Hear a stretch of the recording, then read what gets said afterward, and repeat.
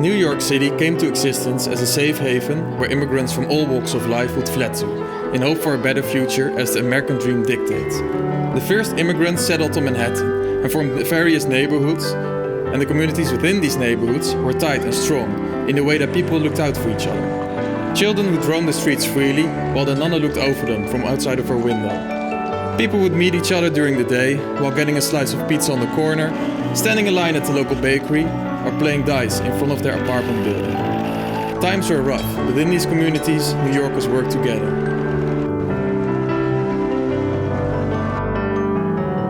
The Roaring '20s brought New York City economic prosperity. The skyscrapers were expanding upwards and have been described as the icon of modern. Manhattan lost its human scale, with buildings the size of mountains caused for people to feel lost in the urban streetscape.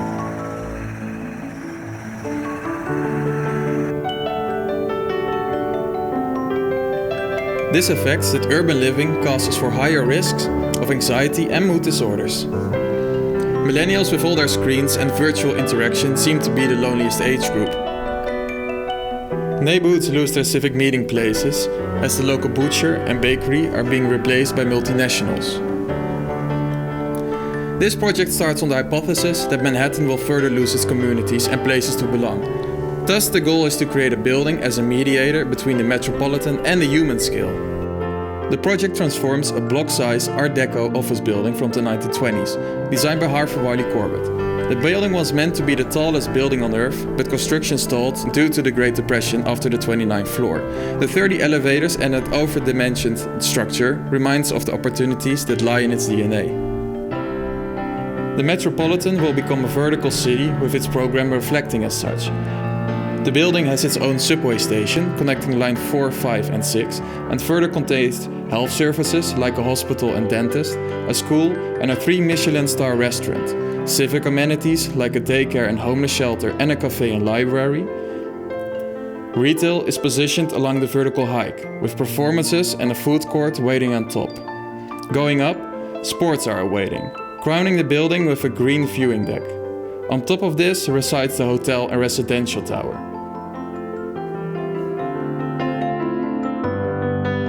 The focus for this project lies in the public amenities in the Metropolitan. The program is clustered in 4 open spaces, visually connected with an atrium positioned in the heart of the building. Entering Madison Square Park via Broadway, the building makes good use of the clear and open sidelines, strengthening the verticality and teasing what's to come.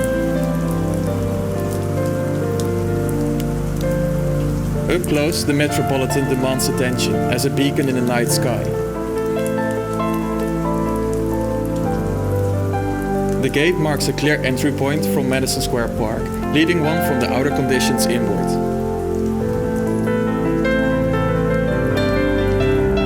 The central concourse, reminiscent of the shopping passages of the 1920s, leads up to the grand clock that beats at the building's heart, a reference point where people meet up.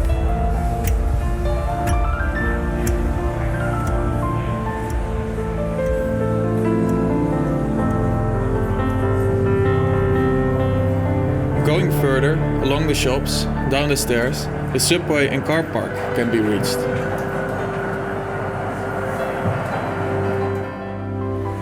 At the center on either side, stairs guide visitors upwards, passing a variety of stores.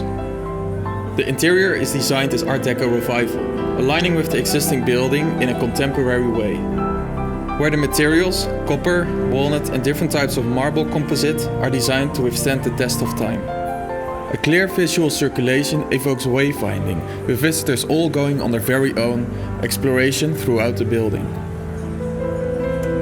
The Performance Plaza caters to everyone's desires, with a food court and market resembling New York's diversity and produce. The evening program of a Golden Theater and cinemas are all connected with a Broadway-like canopy. Under these flickering lights, people share thoughts, experiences, and a good glass of Pinot Grigio.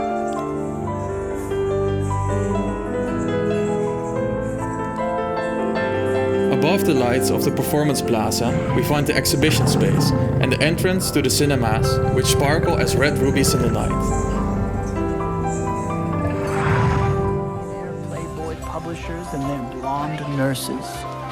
Per cinema, up to 250 visitors can watch their favorite movie. My boss, Walter Chase. From the exhibition floor, we move upwards through the atrium overlooking the Golden Theatre. The sports facility houses an Olympic-sized swimming pool and competition diving, a hobby that I adore myself.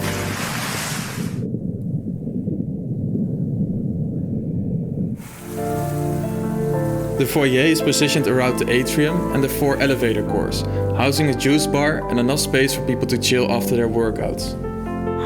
Opposing side, the in-house basketball team is training and newcomers are taking martial art classes.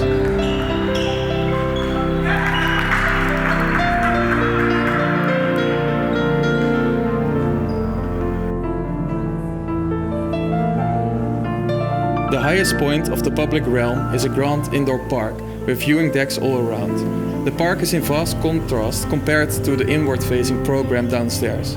The space consists of diamond-shaped ceilings mimicking daylight and self-supporting curved glass facades.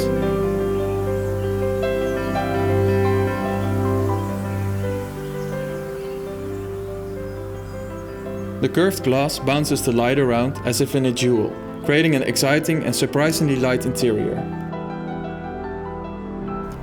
The park is designed to offer visitors the experience of nature in this crazy metropolis called New York City.